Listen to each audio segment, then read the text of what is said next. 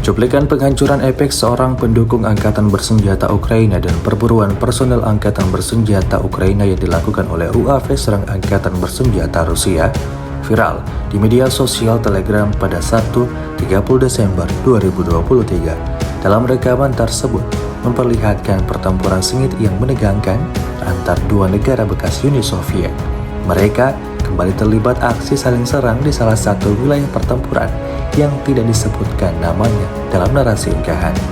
Dapat dilihat dalam rekaman militer Rusia benar-benar memperlihatkan kekuatan tempurnya di sini. Pesawat tak berawak Rusia tak berhenti beroperasi, menyerang satu persatu titik yang ditargetkan. Militer Ukraina lagi-lagi menjadi kubu yang mendapatkan kerugian terbanyak di arah ini.